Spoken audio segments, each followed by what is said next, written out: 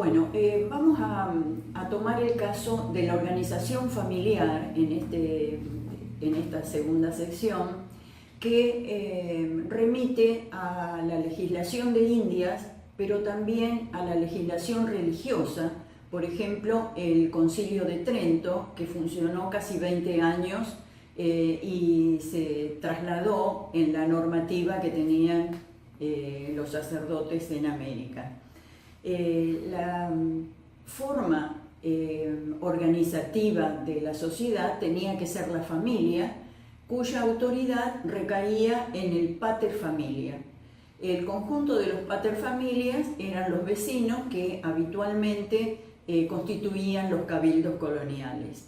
Y era necesario, o sea, por eso decimos cómo afectaba a las mujeres, era necesario que los vecinos se casaran y constituyeran familia.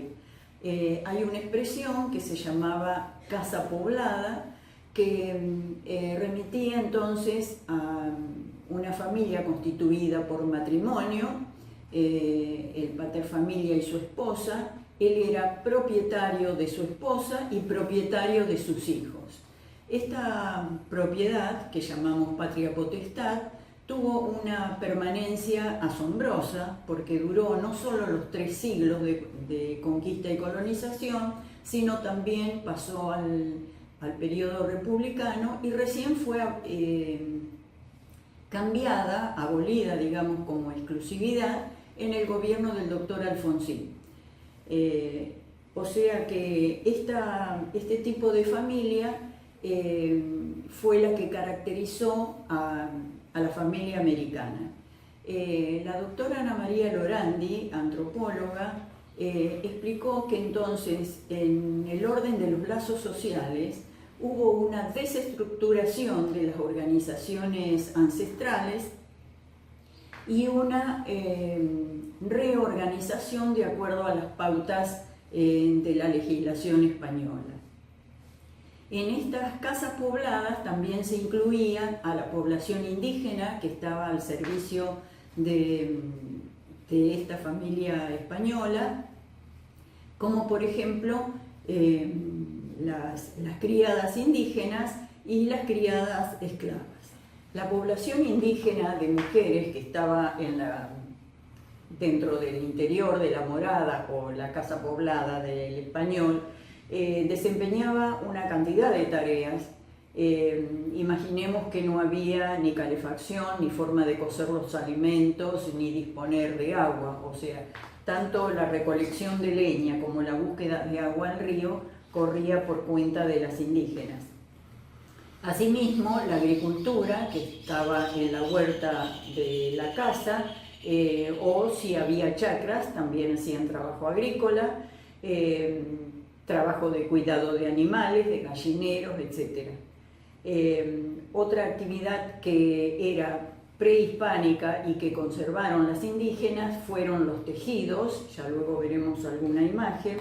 El tejido de caraguatá o de yaguar, una planta local, con una práctica de tejido que aún se conserva en los grupos indígenas. Asimismo, el hilado, los tejidos de lienzos y la actividad de la cerámica.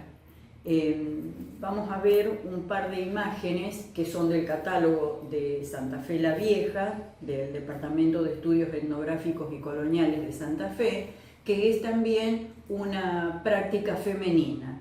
Esta cerámica es una vasija, se la llama también contenedor, y era de uso doméstico. Esta otra se piensa que tenía uso ritual y tiene la denominación de cuenco. ¿Por qué decimos que esta cerámica era actividad femenina? Porque eran quienes manejaban el agua, manejaban el fuego, conocían las necesidades de qué piezas requería el trabajo gastronómico, y además tenemos esta imagen de Florian Pauque que muestra en la parte izquierda las botellas o contenedores para beber, las vasijas, y en la parte derecha, en la parte superior, un horno, como se colocaban las piezas sobre el nivel del suelo.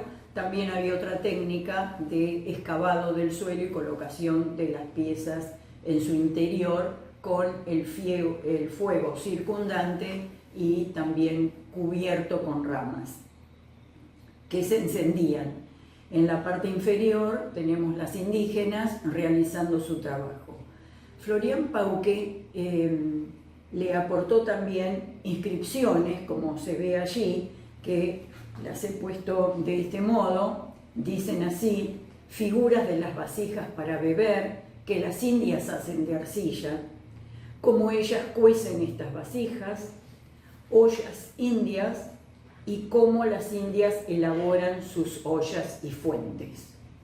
Bueno, pasamos ahora a ver los tejidos que mencioné, las bolsas de chaguar o caraguatá, que tenían usos. Por ejemplo, el uso prehispánico era recoger semillas, raíces que usaban para su alimentación, y fueron reutilizadas también para otros fines en la sociedad hispano-criolla.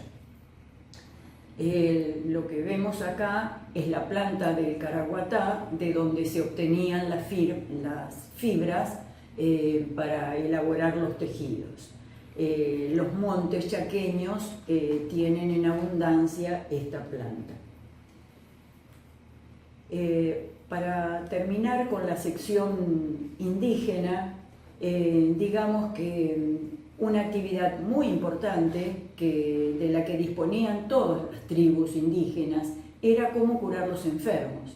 Entre estas prácticas había elaboración de productos como bebidas o cremas a partir de hierbas, ya que reconocían las hierbas de una manera muy eficaz.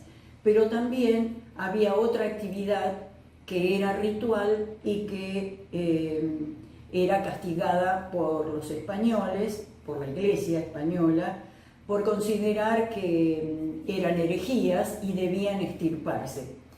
Entre estas acusaciones tenemos la cueva de la Salamanca, que Judith Farberman, una historiadora, retoma de Santiago del Estero y habla de la fama de la hechicera. Y remite también a cómo eran castigadas, ¿no es cierto? El tribunal que se ocupaba de eso era la Inquisición, que indagaba a las personas acusadas y también a las supuestas víctimas del producido, digamos, de estos rituales, y se emitían distintas sentencias. Estas sentencias podían remitir a un castigo, por ejemplo, el destierro de la comunidad, la práctica de tormentos o la humillación pública, que consistía en subir la mujer hechicera a un caballo, pasearla por la ciudad, precedida por un pregonero que decía cuál era el motivo de la acusación. Terminamos aquí entonces la segunda sección.